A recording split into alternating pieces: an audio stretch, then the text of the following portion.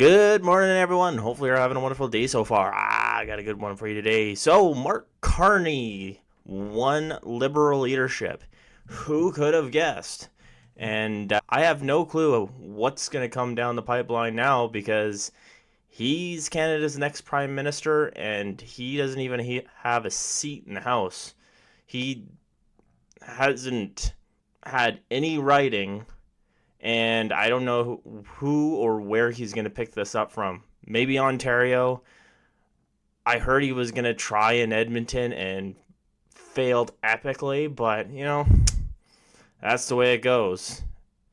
But we got his speech from CTV News, so with no further ado, let's get into it. To give a sense of that service, I'm going to quote from a message that I and Christia and Karina and Frank, the four of us, received from someone called Bob Zettel. Now, Bob, full disclosure, I know the leader of the opposition's into full disclosure, so I'm going to, full disclosure. Full disclosure, just want to get this on the table. Bob goes to my church. Actually, I go to Bob's church because he goes there a lot more frequently than I do. Anyways, point is, Bob wrote to the four candidates, and he said, I quote, "Right now, everyone sees the main threat as the Trump tariffs. But the far greater challenge will be, as it always has been, to foster unity and a sense of the common good. There are those who will seek power by dividing us." We'll get to that later on. And we being the people of Canada, we need you, my fellow candidates, myself, to continue in positions of leadership to promote a united Canada, a commitment to common good and the respect and the rule of law throughout the world. See, I quote Bob because right now all Canadians are being asked to serve in their own ways. We're all being called to stand up for each other and for the Canadian way of life. So let me ask you, who's ready? Pierre.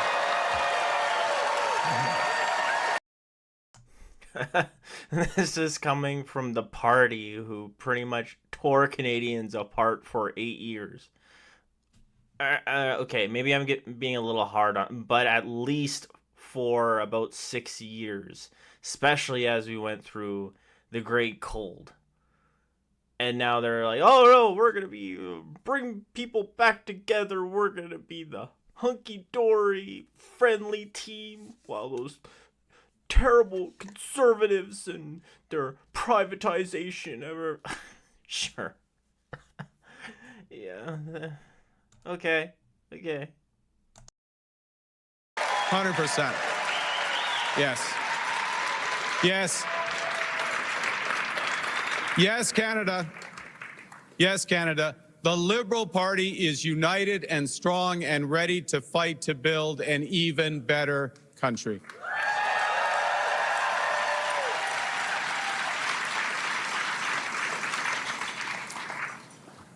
I feel like...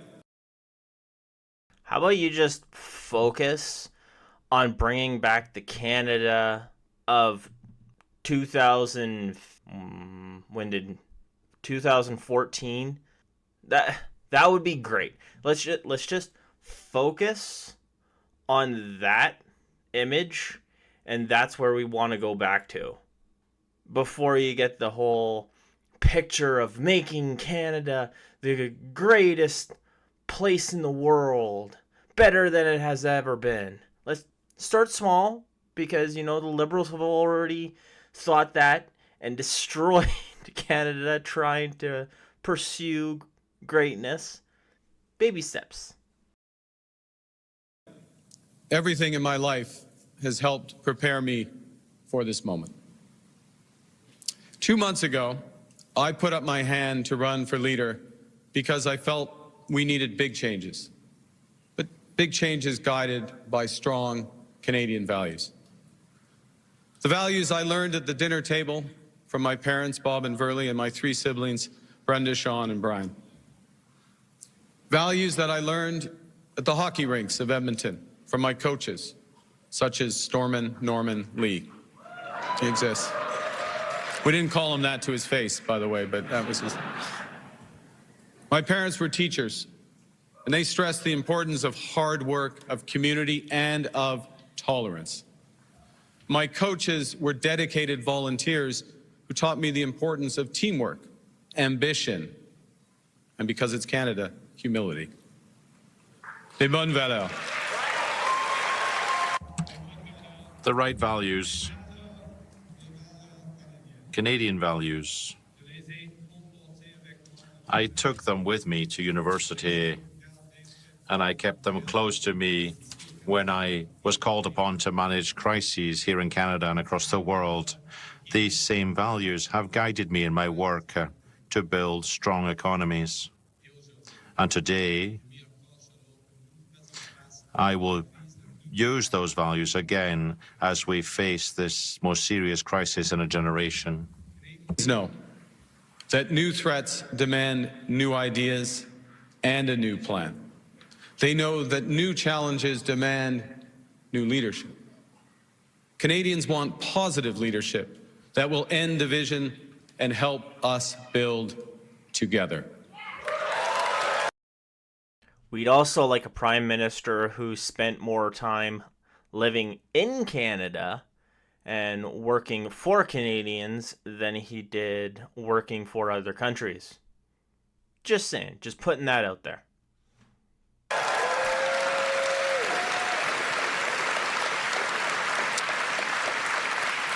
And to respond, my government will put into action our plan to build a stronger economy, to create new trading relationships with reliable trading partners, and to secure our borders.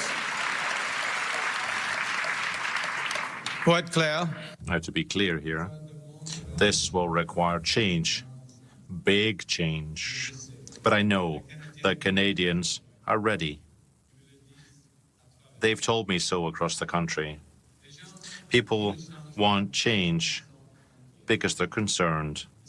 They're concerned about the cost of living and the housing crisis as well. They're worried for the future of their young, their kids. They're worried about the future of Canada in the face of President Trump's threats and a more divided and dangerous world. Now,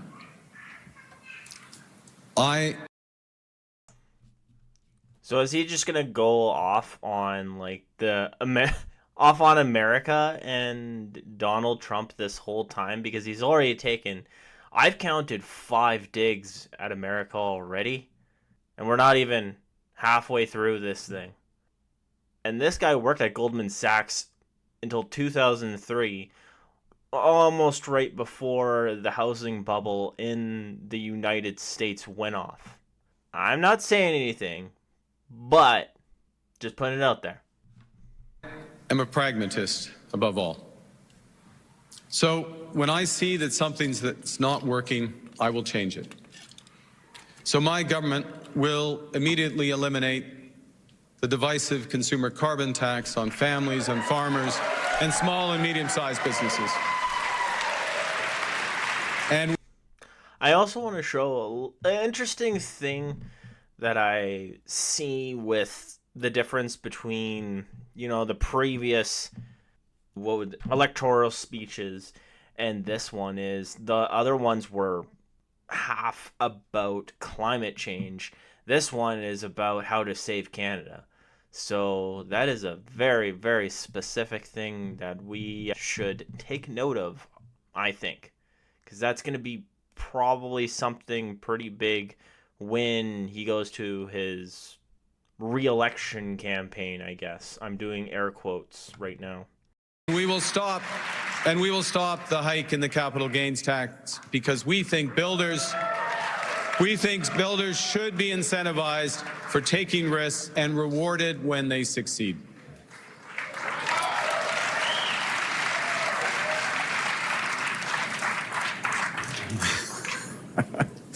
Canada needs more of this type of change. Change that puts more money in people's pockets. Change that makes our companies more competitive. Change that builds the strongest economy in the G7. There's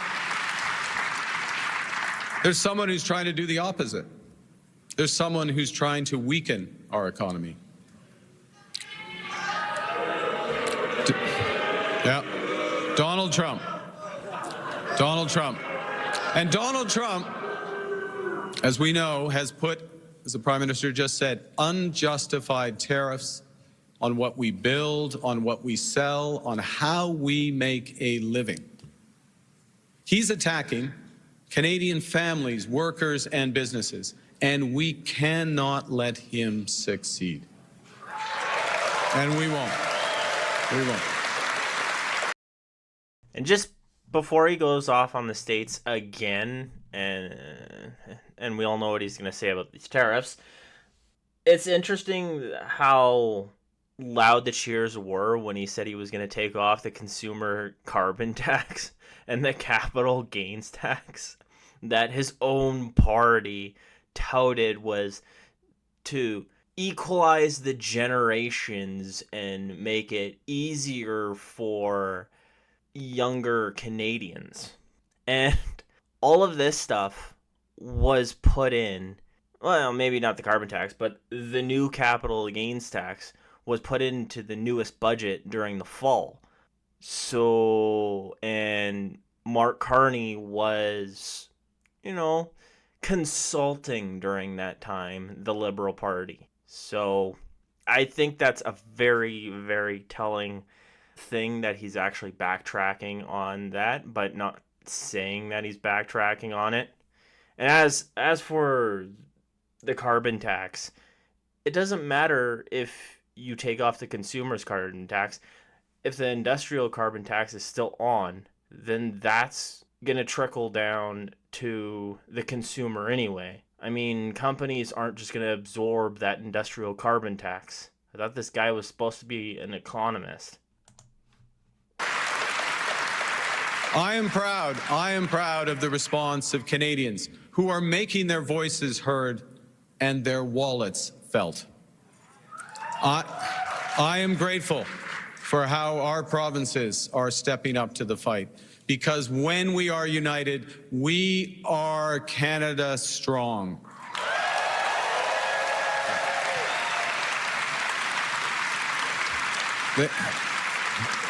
The Canadian government has rightly retaliated and is rightly retaliating with our own tariffs that will have maximum impact in the United States and minimum impact here in Canada. And my government will keep our tariffs on until the Americans show us respect.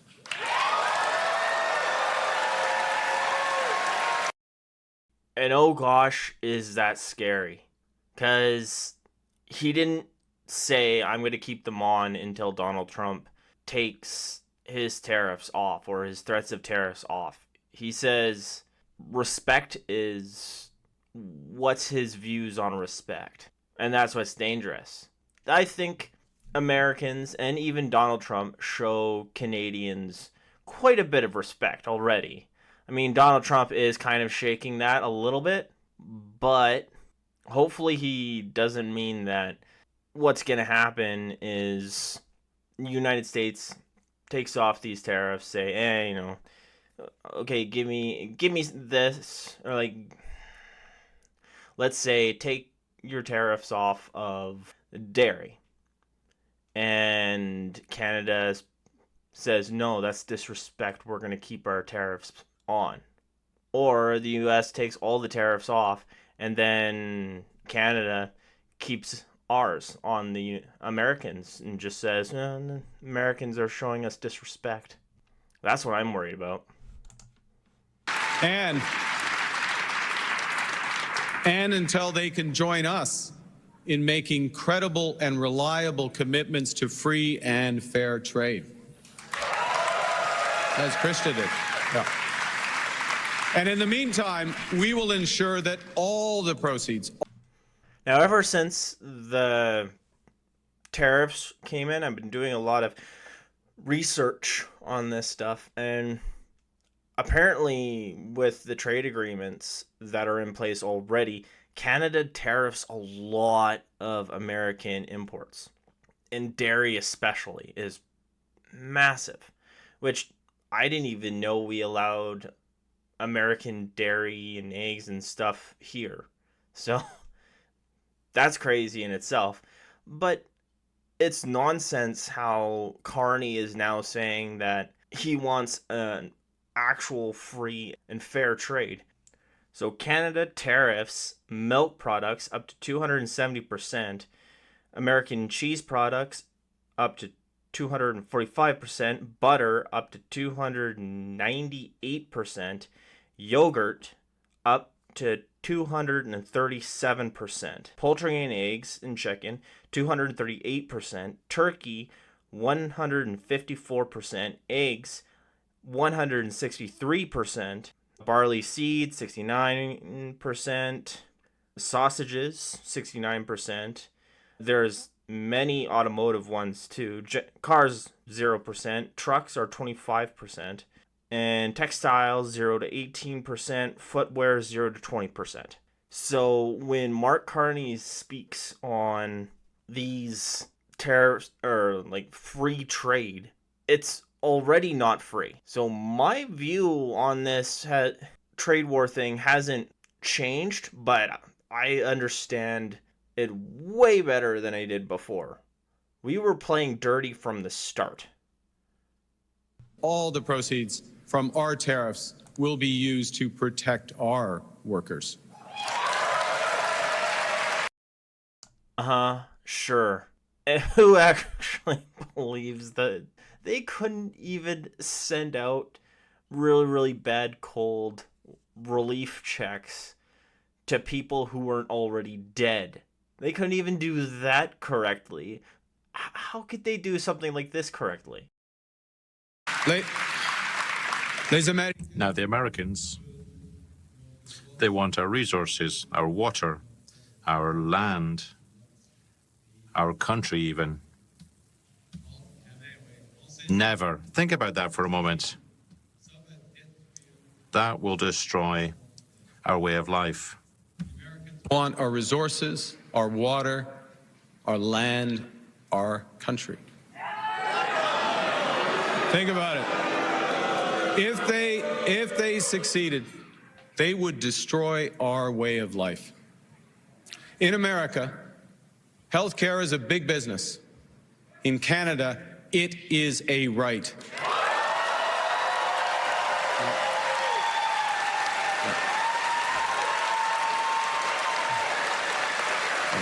Thank you.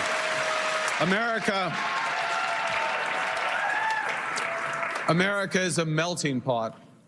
Canada is a mosaic.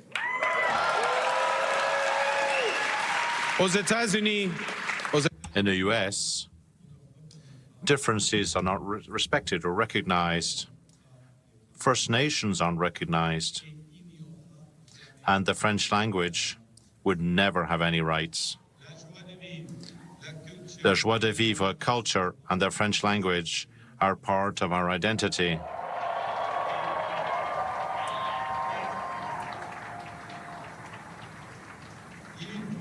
And we must protect that. We must promote that as well. We'll never give them up for any trade agreement. Yeah. Look, Canada, America is not Canada.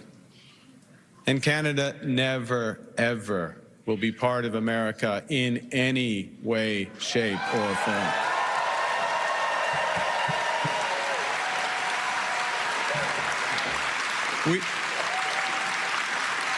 Look,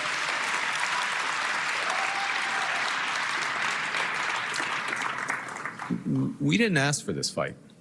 We didn't ask for this fight. But Canadians are always ready when someone else drops the gloves. So the Americans, they should make no mistake, in trade as in hockey, Canada will win. aux Américains. Now to America. Okay, now you're going a little bit. If an actual trade war were actually to happen, Mark Carney's got to be lying, because he said he's an economist.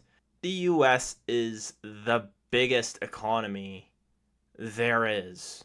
Do you think that Canada alone could go bat to bat with that? Like, I am patriotic. I love Canada, but even I have to agree that it would be devastating for Canadians. Like, devastating.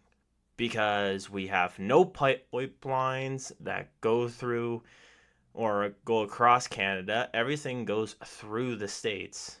So, do you think the United States wouldn't think to block those pipelines if things got bad enough? And like I said, they're a way bigger economy than we are. It's just a numbers game. Sure, they probably hurt in the short term, but in the long term, I think they'd kind of figure it out. Where we've made them 80% of our trade. I say to you, as in hockey, we will win. Mais cette victoire. But that victory won't be easy. We're facing the greatest crisis of our lifetimes. We have to do extraordinary things, and together. We have to build things that we've never imagined we would have to do at a pace we would have never believed possible. And above all, we must place people above money.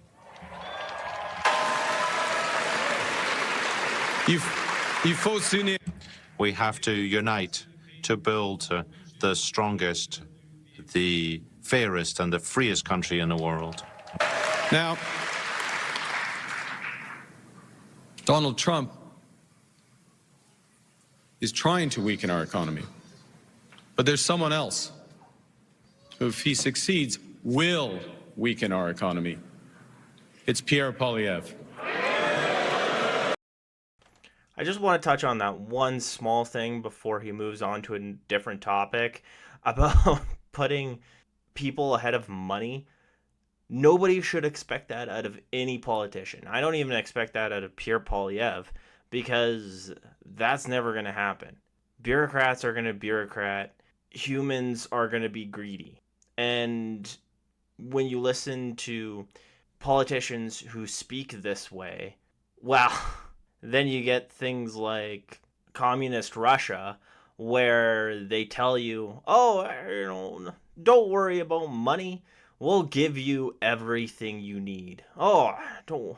It's not about money. Everybody's going to be equal. Everybody's going to earn the same thing. And that does not bode well. It hasn't boded well in the past. Won't bode well right now. And when I hear politicians say that they're going to put profit last, that sends red flags up for me, because I know they are lying to me. Pierre Poilievre just doesn't get it. He is the type of lifelong politician, and I've seen this type around the world, a lifelong politician who worships at the altar of the free market despite never having made a payroll himself. And now, in the face of President Trump's threats, Pierre Poilievre still refuses to get his security clearance. At a time when our national security is under threat as it has never been before. Now they're going to go on about the security clearance thing. The reason why he's not getting his security clearance is so he can talk about everything he learned. He'll get his security clearance when he becomes prime minister. Let's move on. At a time of immense economic insecurity, he would undermine the Bank of Canada. Monsieur Poilievre, Poilievre has called for the shutting down of CBC at a time when disinformation and foreign interference are on the march. He insults our mayors and ignores the First Nations when it's time to build. He intends to put an end to international aid when democracy and human rights are in danger across the world. And he will also allow our planet to burn. Poilievre would let our planet burn. Okay, on that note, I'll touch on some of those subjects. I've pretty much had enough because that was enough drama for one night. So he says that Pierre Poilievre... No, he's not. The only thing he said he's going to do is take all of the carbon tax off, industrial and consumer. How is that letting Canada burn? It's letting us prosper so we can care about the environment a little bit more. And yeah, the rest of the not caring about Indigenous Canadians and other stuff like that, he's never said that one bit. And Mark Carney should probably be a tiny bit careful because he's not in Parliament right now. And the other thing that he was talking about is doing what the Bank of Canada doesn't say. The Liberal Party is already doing that, has already done that. The Bank of Canada was raising interest rates to try and reduce spending while our government spent more and more and more and more and just increased spending and increased inflation, causing sticky inflation. The Bank of Canada even came out and said, it doesn't matter what we do if the government doesn't stop its spending. I mean, inflation is just going to go up and up and up. Now, and then finally, the government didn't control their spending, but they tempered it for a little while. I can't see Mark Carney actually doing a lot of these changes, especially if he keeps the same MPs in power that were before. I think he's looking at Chrystia Freeland and the others, and he's probably, like I said, just going to keep the status quo, and that's probably the worst thing that can happen. But let me know what you think in the chat down below. Let me know if Mark Carney in power is going to be a good thing, or is this going to be really, really bad for Canada? And let me know if you would like me to continue on doing or reviewing the rest of the video, and I'll review the rest of the video as well, but we're getting a little over time here.